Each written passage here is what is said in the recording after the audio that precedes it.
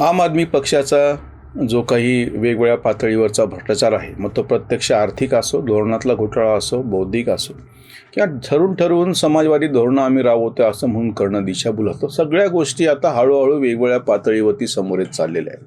याच्यातला राजकीय भाग आपण पूर्ण बाजूला ठेवू. कुठला पक्ष कुणावरती काय म्हणून आरोप करतोय, दोन जी प्रकरणं ठळकपणे, एक जे आधी झालेलं होतं शीश महल म्हणून, प्रत्यक्ष केजरीवाल यांचं जे शासकीय निवासस्थान होतं त्याच्यावर काय आणि कशी उधळपट्टी झाली, हे कुठल्या राजकीय पक्षांनी नाही, टाइम्स नाऊ ह्या वाहिनीने तो प्रकार उघडकीला आणला आणि आता त्याची चौकशी चालू आहे आणि ते सगळं प्रकरण त्यांच्या गळ्याशी येणारा भाग आहे. असंच आता एक दुसरा मुद्दा समोर आलेला आहे. मी याच्यातले राजकीय आरोप बाजूला ठेवतो, अगदी तो दारू घोटाळा, शिक्षण घोटाळा, पण ते पण बाजूला ठेवतो.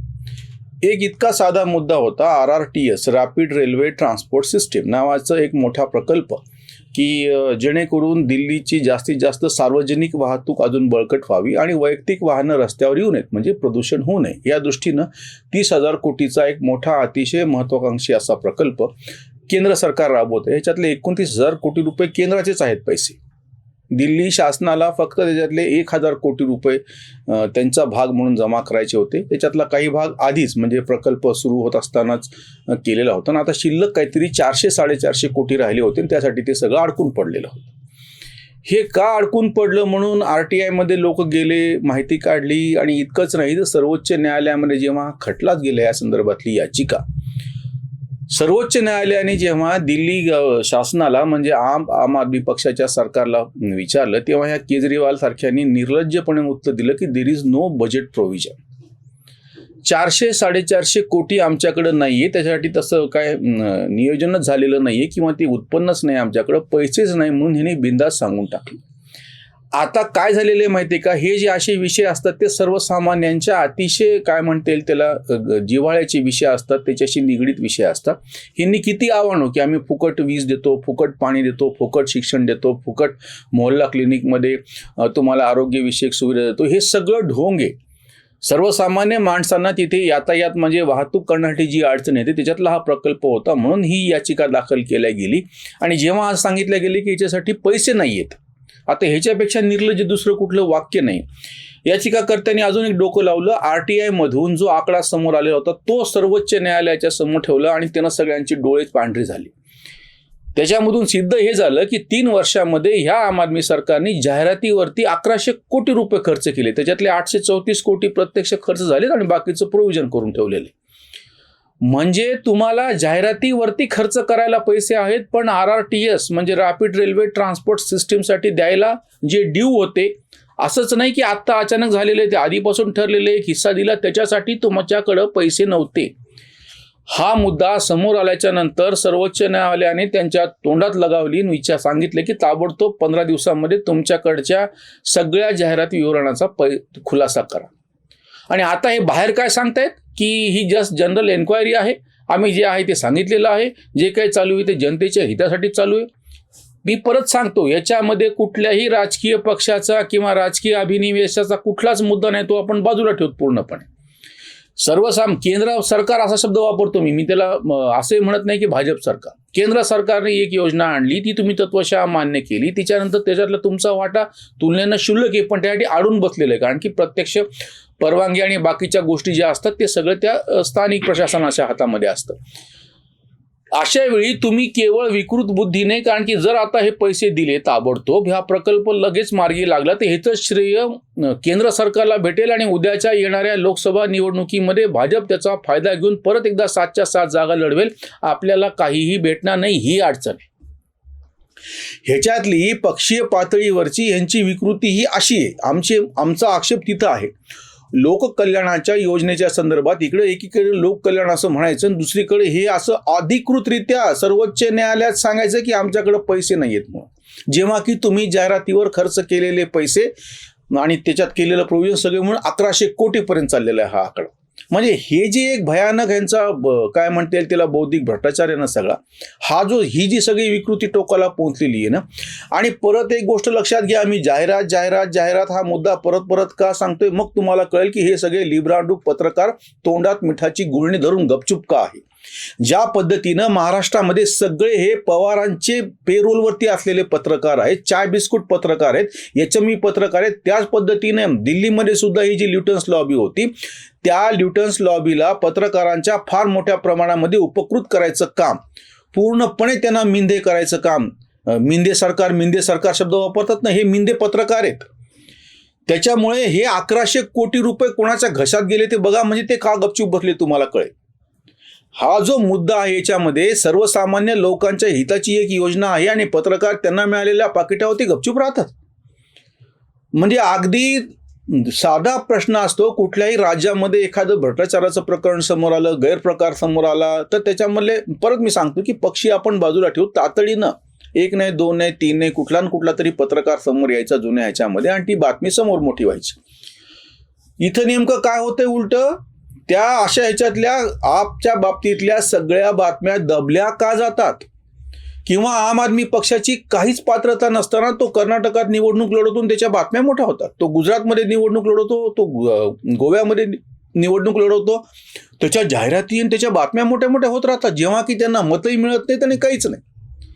पण त्या तुलनेमध्ये इतर विरोधी पक्ष, मी ह्याच्यामध्ये भाजपचं नाव घेत नाही, दुसरा विरोधी पक्षांनी जर निवडणूक लढवली तर त्याच्या बातम्या सुद्धा होत नाहीत. साधी गोष्ट आहे, त्यांना ह्यांच्यापेक्षा जास्त मतं मिळाले, त्यांचा एखादा दुसरा आमदार जरी निवडून आला तरी त्याची बातमी होत नाही, त्याची दखल घेतल्या जात नाही. आणि आम आदमी पक्षाच्या राजकीय दृष्ट्या पूर्णपणे फुसका डाव जरी झाला तरी त्याची दखल घेतल्या जाऊन हा कसा पर्याय आहे. सर्वेमध्ये सुद्धा केजरीवाल हा कसा पर्याय आहे नेतृत्वामध्ये, पंतप्रधान पदाचा उमेदवार हे आवर्जून दाखवलं तर भले त्याला किती छोटे कमी का मत दाखवले जाईन.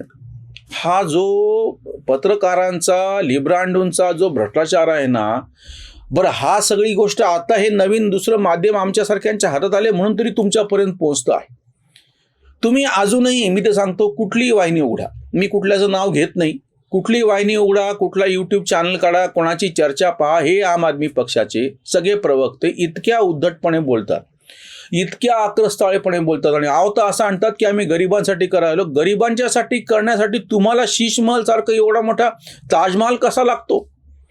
तुम्हाला जाहिराती का लागतात? प्रत्यक्ष काम ही जाहिरात आहेत. असं असताना तुम्ही, बरं हा जो पैसा आहे ना त्यांच्या प्रमाणामध्ये, म्हणजे दिल्ली सरकारचं उत्पन्न आणि दिल्ली सरकारने खर्च केलेले जाहिरातीवरचे पैसे आणि उरलेल्या भारतातल्या सगळ्या, मी परत भाजपचं नाव बाजूला ठेवतो, तुम्ही कुठलंही विरोधी पक्षाचं इतर अगदी काँग्रेस सगटचं पण सरकार बघा, त्यांनी पण कधीच इतका जाहिरातीवर पैसा खर्च केलेला नाही किंवा ते करू शकलेले नाहीत.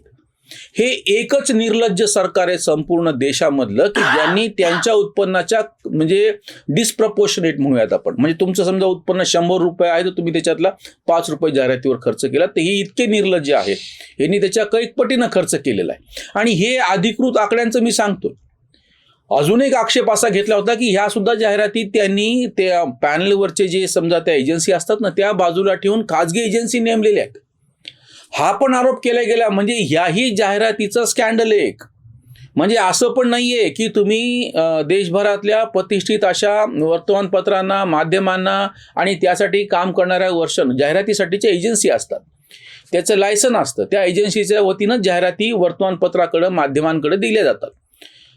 ह्यांचा पण वापर केला गेलेला नाही, हा पण दुसरा आरोप आहे. म्हणजे आता आपण परत त्या मूळ मुद्द्यावरती येतो की सर्वसामान्य लोकांना, गरिबांच्यासाठी कल्याण, त्याच्यासाठी योजना राबवायला पाहिजेत, ह्याच्यात काही वाद नाही, कोणी ह्याच्यात काही म्हणलेलं नाही. आपल्या अगदी धर्मशास्त्रात सुद्धा धर्म, अर्थ, काम, मोक्ष 4 पुरुषार्थ सांगितले, त्याला 25% पुरुषार्थ धर्म म्हणजे चॅरिटी ज्याला आपण म्हणतो, त्यासाठी खर्च करावा असं सांगितलेलंच आहे. त्यामुळे कुठल्याही गोरगरिबांच्यासाठी काम करायला पाहिजे, ही तुमची तर फार प्राचीन अशा संस्कृतीतला एक भाग आहे तुमचा, त्याच्यात वेगळं काहीच नाही.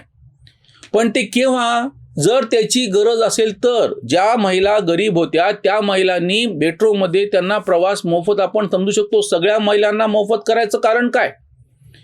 हा ह्यांचा भ्रष्टाचार आहे. ज्यांचा वीज बिल भरू शकत नाहीत अशा सामान्यांसाठी 200 युनिटपर्यंत वीज बिल फुकट हे आपण समजू शकतो, पण सगळ्यांसाठी द्यायचं सांगितलं कोणी होतं? ज्यांना पाणीपट्टी सुद्धा भरता येत नाही त्यांना सार्वजनिक नळावरून पाणी फुकट देणे आपण समजू शकतो, पण घरटी प्रत्येकाला 500 लिटर पाणी फुकट हे कोणी सांगितलं होतं? हा जो यांचा. आणि दुसरा भ्रष्टाचार असा की याच्यासाठीचं प्रोव्हिजन काहीच नाहीये. जर फुकट वाटप करायचं असेल तर त्याला पैसे लागतात आणि ते पैसे जेव्हा असं अधिकृतरित्या कोणीतरी तुमचा गळा पकडतं तुम्हाला सर्वोच्च न्यायालयात सांगावं लागतं की नाही आमच्याकडे पैसेच नाहीयेत. म्हणजे निर्लज्जपणा बघा. मागितलेलं नसताना त्या बाईला रेल्वेमध्ये प्रवास फुकट, मागितलेलं नसताना पाणी फुकट, मागितलेलं नसताना वीज बिल फुकट, हे सगळं करायला पैसा आहे.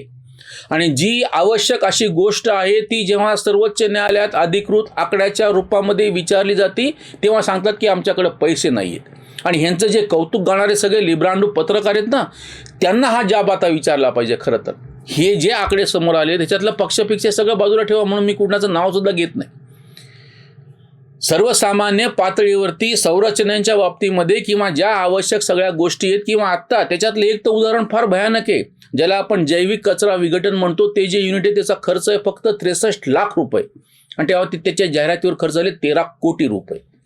दिल्ली सरकारने एक साधं युनिट ज्याच्यामधून जैविक कचऱ्याचं विघटन केलं जातं ते आम्ही कसं केलं हे सांगायला त्या युनिटचा खर्च आहे 63 लाख रुपये आणि ते कसं केलं जाहिरातीचा खर्च आहे 13 कोटी रुपये.